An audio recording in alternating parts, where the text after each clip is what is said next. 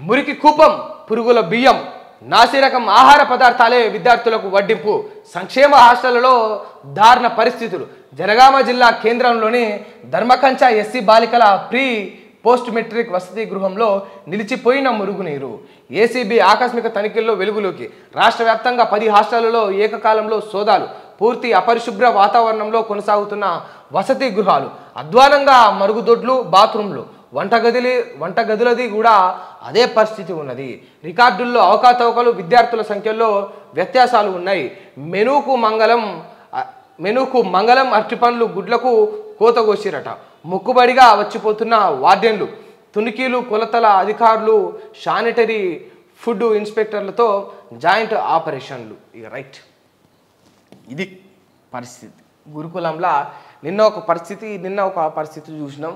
బామకాటుకు ఒక బాలుడు చనిపోవడం, 3వ అంతస్తు నుంచి ఒక విద్యార్థి దూకి చనిపోవడం, ఇవన్నీ కూడా చూసినాం గురుకులంలో. అక్కడ బాత్రూంలు నిన్ననే చాలా స్పష్టంగా మనం చూపించినాం. అది కూడా జనగామ జిల్లాలోనే అనుకుంటా. ఇప్పుడేమో ఒకటి ఆదిలాబాద్లో కూడా చూపించినాం. ఇప్పుడేమో ఇది పరిస్థితి జనగామ జిల్లాలో. వాస్తవానికి education is our first priority అన్నదే. ఏది మీ ఫస్ట్ ప్రయారిటీ? ఇదేనా ప్రయారిటీ మ్యాటర్స్? ప్రయారిటీ అంటే ఏంటిది? ప్రయారిటీ అంటే ఇక మొదటిది అంతేనా? మీనింగ్ లేకపోతే మీరు దానికోసం తాపత్రయపడతారు, దానికోసం పని చేస్తారు, దానికోసం చెమటోడుస్తారు, దాని మీద దృష్టి పెడతారు, దాంట్లో ఉన్న తప్పొప్పులను సరిదిద్దుతారు, దాంట్లో జరుగుతున్న నష్టాలను పూరుస్తారని కదా. అవన్నీ దృష్టిలో పెట్టుకొని ప్రయారిటీ అని బయటకు చెప్తాం కదా. అవేవీ లేవు. గిట్లా ఇక ఏసీబీ పోయి ఆకస్మిక తనిఖీలు చేస్తే, సోదాలు జరిపితే అప్పుడు ఇక వెలుగులోకి వచ్చిన అంశాలు అన్నీ గిట్లా ఉన్నాయి. నేను ఏమంటా ఉంటా అంటే, ప్రభుత్వాలను ఎన్నుకుంటాం, ఎమ్మెల్యేలను ఎన్నుకుంటాం, ఎంపీలను ఎన్నుకుంటాం, సర్పంచ్లను ఎన్నుకుంటాం, వార్డు మెంబర్లను ఎన్నుకుంటాం, ఎమ్మెల్సీలను ఎన్నుకుంటాం.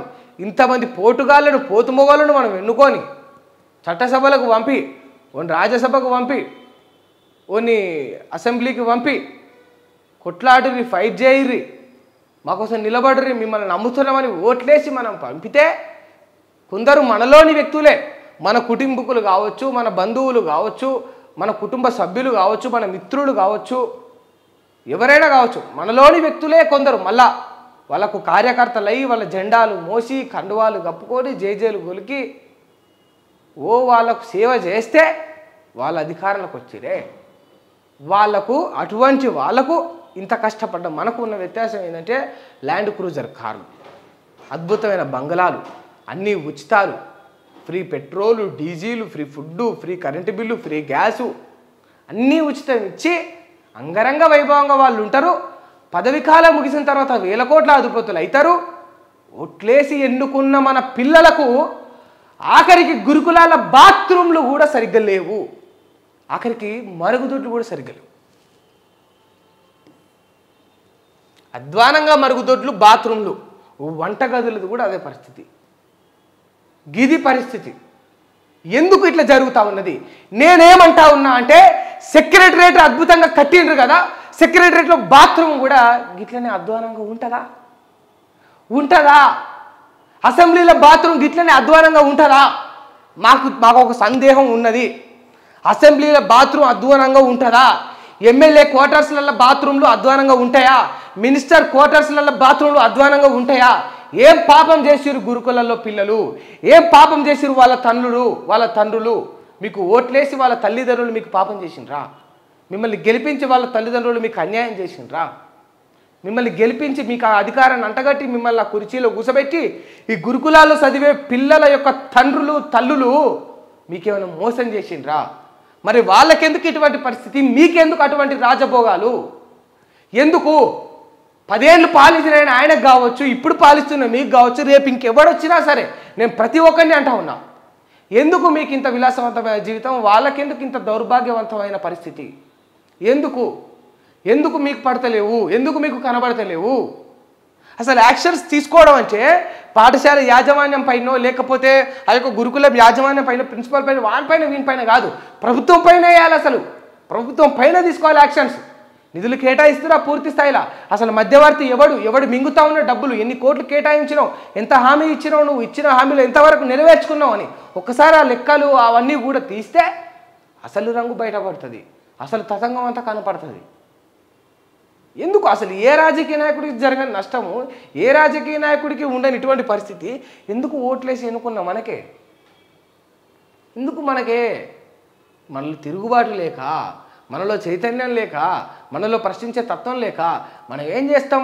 ఓ కాంగ్రెస్ కార్యకర్త ఉదాహరణకు చెప్తా, ఒక 5 కుటుంబ సభ్యులు ఉంటే ఆ కుటుంబ సభ్యుల్లో ఒక పెద్ద మనిషి కాంగ్రెస్ కార్యకర్త అయ్యింది అనుకో, పెద్ద మనిషి కార్యకర్త, ఆ పెద్ద మనిషి కాంగ్రెస్ కార్యకర్త అయినందుకు వాళ్ళ అమ్మ, ఆయనకు ఒక అమ్మ ఉంటుంది, వాళ్ళకి అమ్మ నాయనో అమ్మ ఉంటుంది, వాళ్ళ అమ్మకు పింఛన్ రాదు, వాళ్ళ భార్యకు 2500 మహిళలకు ఇస్తా అన్న నెలాకర్ల 2500 అవి రావు. ఉచితంగా గ్యాస్ బండ అన్నారు, ఇక ఏడు వస్తుందో ఎవరికి వస్తుందో ఎంత వస్తుందో తెలియదు, సరే పక్కన పెడదాం. వాళ్ళ అమ్మకు పింఛన్ రాదు, వాళ్ళ భార్యకు 2500 రావు, ఆసరా రాదు, మహిళా ఆసరా పథకం, మళ్ళా వాళ్ళ బిడ్డకు గురుకులాల పరిస్థితి గిది. ఆడు ప్రశ్నిస్తాడా పోయి ఎమ్మెల్యేను? ఆడు ప్రశ్నిస్తాడా? అది బిడ్డ పరిస్థితి కనిపించదు, బిడ్డ చదువుతున్న గురుకులంలో ఆ దొడ్ల పరిస్థితి, ఆ మురుగుదొడ్ల పరిస్థితి కనిపించదు. భార్యకు ఈ యొక్క అందాల్సిన 2500 అందవు, ఇచ్చిన ఆమె నిలబెట్టుకోడు, వాళ్ళ అమ్మకు రావాల్సిన పెన్షన్ రాదు, ఆ దమ్ము ధైర్యం లేదు, సత్తువ చచ్చిపోతుంది. ఎందుకంటే వాడు కాంగ్రెస్ కార్యకర్త. 10 ఏళ్లలో పేరుకుపోయిన కూరుకుపోయిన జరిగిన నష్టం గురించి వెళ్ళి కేసీఆర్ పైన ఇవ్వడం తిరుగుబడతాడంటే తిరుగుబాడు. ఎందుకంటే వాడు బీఆర్ఎస్ కార్యకర్తలు అయినందుకు మీరు సిగ్గుపడండి, మీరు సిగ్గుతో చావండి. మీరు మీ కుటుంబానికి కూడా మీరు న్యాయం చేయలేకపోయినరు, మీరు ఓటేసి ఎన్నుకున్న ఎమ్మెల్యేను ప్రశ్నించలేకపోయినరు. సిగ్గుపడండి కార్యకర్తలారా, సిగ్గుపడండి. మీరు మీ మనోభావం దెబ్బతిన్నా సరే, మీకు నా పైన కోపం వచ్చినా సరే మీరందరూ కూడా సిగ్గుపడండి. ఎందుకంటే కన్న బిడ్డకు, కట్టుకున్న భార్యకు, కని పెంచిన తల్లికి న్యాయం చేయలేకపోయిన ఓ కార్యకర్త, నువ్వు సిగ్గుపడు. నీ ప్రభుత్వంలో నువ్వు సిగ్గుపడు. అప్పుడు కానీ నువ్వు సిగ్గుపడనప్పుడు కానీ ఇగో వీటికి ఒక న్యాయం అనేది జరగదు, ఒక మార్పు అనేది జరగదు. మీరు ఏమైనా అనుకోండి కానీ చైతన్యం వచ్చినప్పుడు, తిరుగుబాటు జరిగినప్పుడు, ప్రశ్నించే తత్వం మనలో మొదలైనప్పుడే ఆ మార్పు అనేది మనం చూస్తాం. ఎంతకాలం ఊడిగం బానిసలుగా ఉన్నప్పుడు ఏం ఉండదు ఇక అక్కడ.